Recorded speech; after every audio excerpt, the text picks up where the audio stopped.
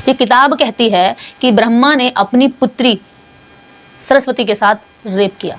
तो हम अपराधी नहीं है, अगर कोई अपराधी है तो अपराधी वो है जो इन किताबों को छाप रहा है। भारत सरकार छापती है इसको, बाबा साहेब के जो वॉल्यूम है, इन वॉल्यूम को भारत सरकार छापती है। तो क्या ये सड़क छाप लोग हैं जो ट्विटर पे ट्रेंड चलाते हैं, ये सरकार को बताएंगे कि सरकार को क्या करना चाहिए? ये जबरदस्ती पुलिस पर दबाव बनाते, प्रशासन पर दबाव बनाते।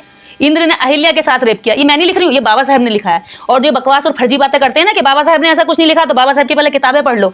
बाबा साहेब कहते हैं जो इनकी पुरानी रूढ़ियों पे चोट करेगा, जो सुधार की बात करेगा, ये रूढ़िवादी जो पागलों का झुंड है, ये कुत्तों की तरह उन पे टूट पड़ेगा। ये मेरी लाइन नहीं है, ये बाबा साहेब डॉक्टर अंबेडकर की लाइन है। ये अभी फोटो खींच के आपको दूंगी, आप इसमें ऐड करना। इस देश के अंदर जागरूक लोगों को दबाना चाहते हैं, तुम्हें कुछ और नहीं मिला, तुम क्यों देवी देवताओं की शक्तियों से नहीं दबा पाए, तुम अपने श्राप देके नहीं दबा पाए। अगर तुम में दम है तो श्राप देके भस्म कर दो ना निर्देश को। और ये बात मत कहना दोबारा कि बाबा साहेब कहते हैं। इनके भी तो सालों हो गए, 33 करोड़ देवी देवताओं को गुणगान करते रहते हैं, हजारों मंदिर बनाते रहते हैं। क्यों भाई, हजारों सालों से इन्हीं के पीछे लगे रहोगे क्या? छोड़ो ना, फेंको ना, कितना लंबा समय हो गया।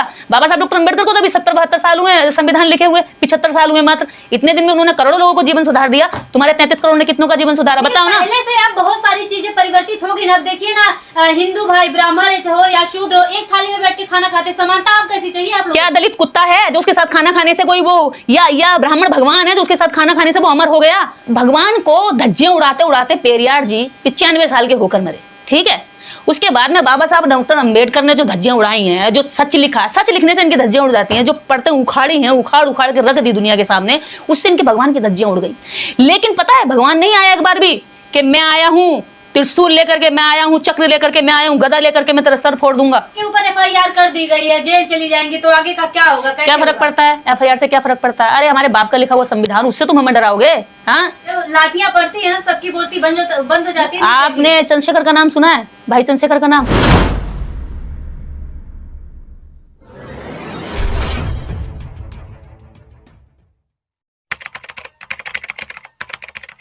जो एफआईआर दर्ज कराई गई है उसमें ये भी एक ट्रेंड चल रहा है कि निर्देश सिंह को गिरफ्तार किया जाए। क्या है पूरा प्रकरण, एक बार बताएं। देखिए, कुछ ट्वीट्स हैं जो हमने 2 साल पहले का एक ट्वीट है जो उठाया गया है, एक ट्वीट कुछ और टाइम पुराना है, और इन ट्वीट्स को उठा करके बेस बनाया जा रहा है कि एफआईआर कराई जाए। और एफआईआर कराने की जो मांग थी वो पुलिस ने सुन भी ली है। एक एफआईआर ऑनलाइन रजिस्टर्ड हो चुकी है हमारे नाम पर। उन ट्वीट में एक तो ब्रह्मा का प्रकरण है जिसमें ब्रह्मा और सरस्वती के बारे में इस मत्स्य पुराण के अंदर, ये मैं आपको पुस्तक दिखा देती हूँ, ये श्री मत्स्य पुराण है। और जिसका जो लेखक और अनुवादक है वो कोई ना दलित है, ना ओबीसी है, ना एसटी है, और ना ही इसका जो प्रकाशक है, ना ही वो कोई बहुजन है। ये प्रकाशक भी, अनुवादक भी, और ऑल ओवर जितने भी इस तरह के ग्रंथ लिखे हैं वो सब एक विशेष वर्ग 3% जाति वाले लोग हैं, जो जिनको मैं परजीवी बोलती हूँ। तो ये परजीवियों द्वारा लिखी गई जो किताब है, उनकी जो सोच है वो दूसरों पर जीना चाहते हैं, दूसरों के श्रम पर जीना चाहते हैं। ऐसे लोगों ने इन किताबों को लिखा। इस किताब से एक प्रकरण लिया कि ये किताब कहती है, मैं नहीं कहती हूँ, ये किताब कहती है कि ब्रह्मा ने अपनी पुत्री सरस्वती के साथ रेप किया।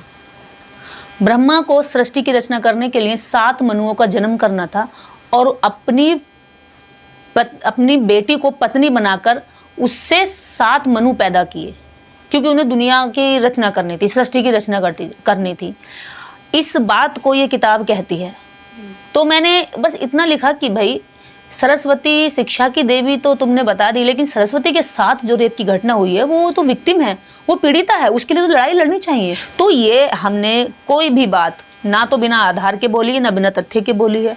संविधान का आर्टिकल 51 जो इस भारतीय संविधान में निहित है, और वो इस देश के समस्त नागरिकों को कुछ कर्तव्य निहित करता है, जिसमें एक कर्तव्य यह भी है कि भारत में विज्ञानवाद को बढ़ावा दिया जाए, तर्कवाद को बढ़ावा दिया जाए, मानवता आधारित विचार को बढ़ावा दिया जाए, देश की एकता और अखंडता की रक्षा की जाए, अंदरूनी जो बुराइयां हैं देश के अंदर, उन बुराइयों को समाप्त करने के लिए प्रयास किया जाए। अरेस्ट निर्देश सिंह जो ट्रेंड चला है ट्विटर पे, कौन लोग थे वो जो ट्रेंड चला रहे और एफआईआर की? ये बाबा साहब अम्बेडकर को देशद्रोही कहा, ये वही लोग हैं जिन्होंने पेरियार को बदनाम करा, ये वही लोग हैं जिन्होंने इस देश में ज्योतिबा फूले का बहिष्कार कराया, हुक्का पानी बंद कराया, ये वही लोग हैं जिन्होंने सावित्रीबाई फूले के ऊपर कीचड़ फेंका, उनका अपमान किया, उनके ऊपर कूड़ा फेंका और उनके चरित्र का हनन किया। ये वही लोग हैं जो इस देश के अंदर माननीय काशीराम साहब को जगह जगह अपमानित करते थे। ये वही लोग हैं जिन्होंने माता रमाबाई के दर्द और त्याग से मिले संविधान को और बाबा साहब डॉक्टर अम्बेडकर के पूरे जीवन से लगे हुए उस समर्पण और त्याग से बने हुए संविधान को हमेशा ठोकरों पर रखा, हमेशा अपमानित किया, हमेशा उसे खत्म करने, बिगाड़ने और बदलने की बात की।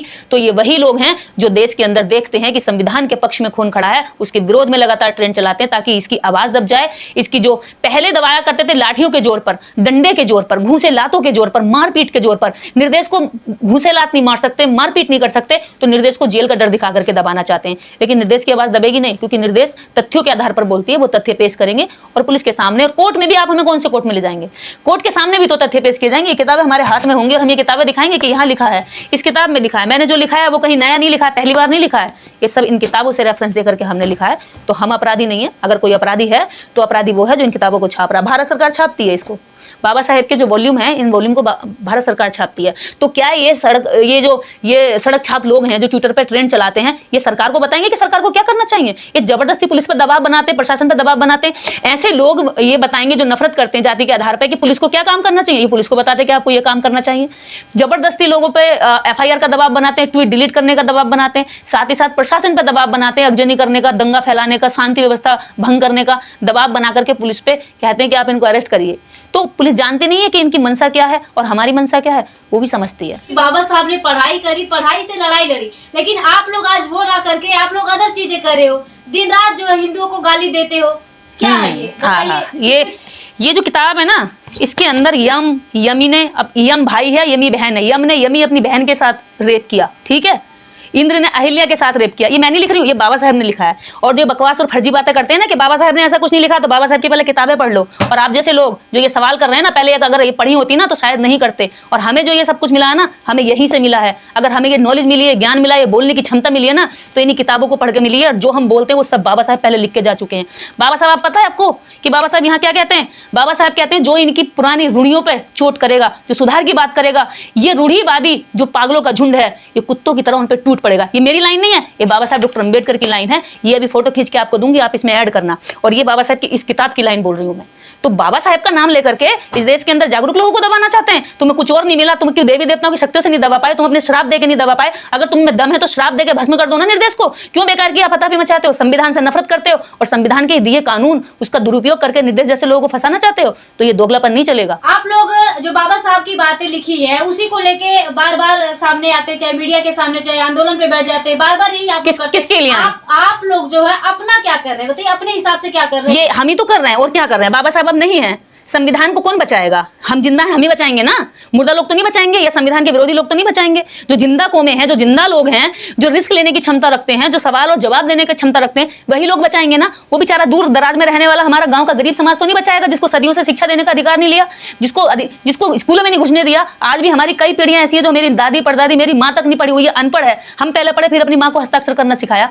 तो क्या वो बचाएगी संविधान आकर के? जो हमारे गाँव की गरीब जो जनता है, जिसको पता नहीं है संविधान के बारे में, सरकारों ने संविधान के बारे में छुपा के रखा, तो क्या गरीब लोगों के भरोसे छोड़ दें हम कि संविधान बर्बाद होता रहे, देखते रहें?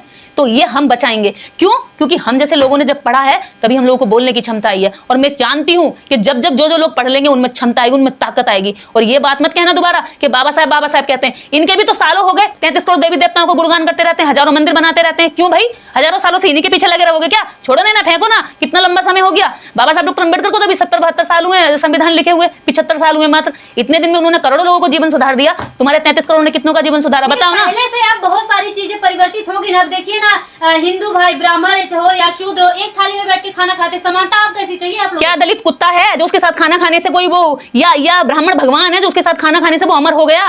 क्यों? ब्राह्मण के साथ खाना खाने से दलित का क्या फायदा है? आप लोग जिस समानता, यही जातिवाद है, यही जातिवाद है पत्रकार महोदया, यही सबसे बड़ा जातिवाद है कि ये दिखा रहे हैं कि हमने उसके साथ खाना खा लिया। क्या दिखाना चाहते हो? कभी हमने तो ब्राह्मण के साथ खाना खा के ये नहीं दिखाया कि अरे ब्राह्मण तुम्हारी तो कोई औकात नहीं थी यार, हमने तुम्हारे साथ खाना खा लिया, तुम तो इस लायक थे ही नहीं।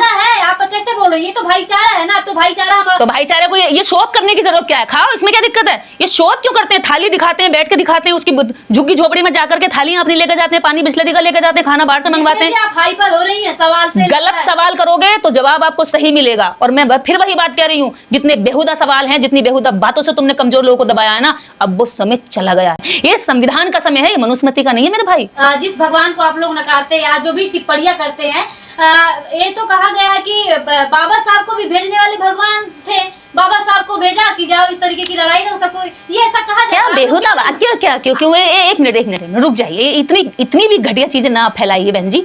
मैं सबसे बड़ी बात तो ये कह दूं कि भगवान को धज्जियां उड़ाते उड़ाते पेरियार जी 95 साल के होकर मरे, ठीक है। उसके बाद में बाबा साहब डॉक्टर अंबेडकर ने जो धज्जियां उड़ाई हैं, जो सच लिखा, सच लिखने से इनकी धज्जियां उड़ जाती हैं, जो पढ़ते उखाड़ी हैं, उखाड़ के रख दी दुनिया के सामने, उससे इनके भगवान की धज्जियां उड़ गई। लेकिन पता है भगवान नहीं आया एक बार भी कि मैं आया हूं त्रिशूल लेकर के, मैं आया हूं चक्र लेकर के, मैं आया हूं गदा लेकर के, मैं तेरा सर फोड़ दूंगा। पता है कौन आए? ये ढोंगी, ये रूढ़िवादिता के समर्थक, ये वो लोग जिन्होंने औरतों को देश के अंदर सती किया, वो लोग बाबा साहब के विरोध में आए। भगवान नहीं आया, वो लोग बाबा साहब के विरोध में आए जो महिलाओं को, देवदासियां, छोटी छोटी बच्चियों को, कुमार रहे, उनका भंग करने के लिए मंदिर में देवदासियां रखते थे। तो वो लोग आए क्योंकि मंदिर में देवदासियां रखने का अधिकार खत्म हो रहा था बाबा साहब अम्बेडकर के बोलने से।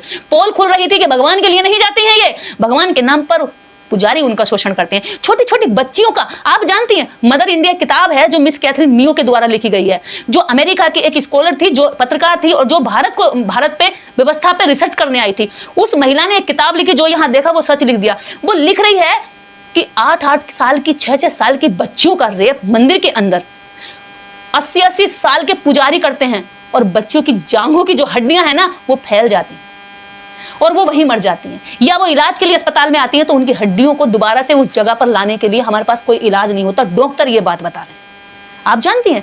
इसलिए ये चाहते हैं कि ऐसा सिस्टम बना रहे, इसलिए इन किताबों को ये भगवान का लिखा हुआ बताते हैं, ताकि इनका एक अधिकार, इनके शोषण करने का अधिकार। आज भी आप देखेंगी गाय के साथ बलात्कार कर रहे हैं, बताओ, बकरी के साथ कर रहे हैं।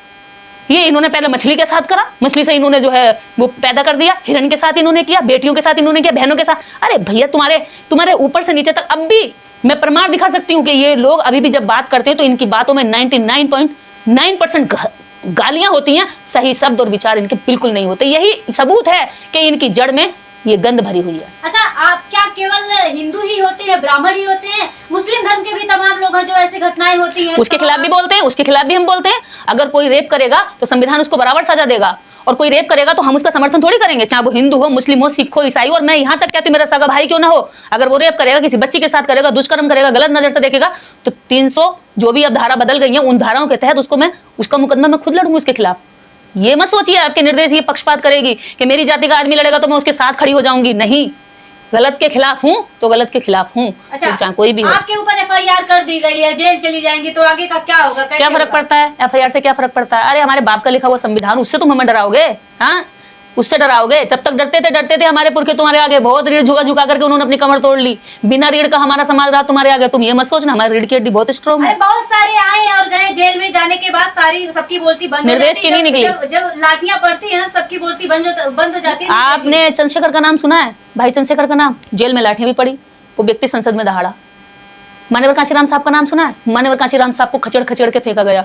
मान्यवर कांशीराम साहब ने इस देश की राजनीति के अंदर हलचल मचा दी, और जो लोगों की घटिया सोच थी कि राजनीति में कभी दलित नहीं आ सकता, उस सोच को बदल कर रख दिया। बाबा साहब डॉक्टर अम्बेडकर का नाम सुना है ना? जब इस देश के अंदर सारे वनवादी, सारे लोग थक हार के पढ़े लिखे, तब बाबा साहब डॉक्टर अम्बेडकर के आगे शरण में जाना पड़ा कि डॉक्टर अम्बेडकर, आपसे काबिल आदमी नहीं मिलेगा संविधान को लिखने के लिए। और बाबा साहब डॉक्टर अम्बेडकर ने इस दुनिया का सबसे विशालतम लिखित संविधान दिया इस भारत को।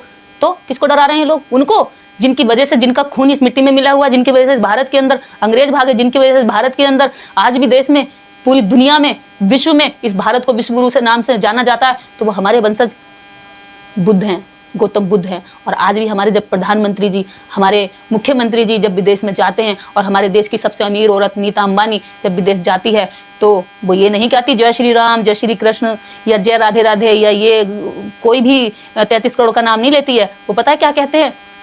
हम भगवान बुद्ध की धरती से आए हैं और हमें गर्व है, नमो बुद्धाय, जय भीम बोलते हैं। तो फिर काहे का? ये देश के अंदर ही, देश के ऐसे लोगों को जो बेचारे कम शिक्षित हैं, उन लोगों को उल्लू बना सकते हैं, लेकिन सबको नहीं। Thank you.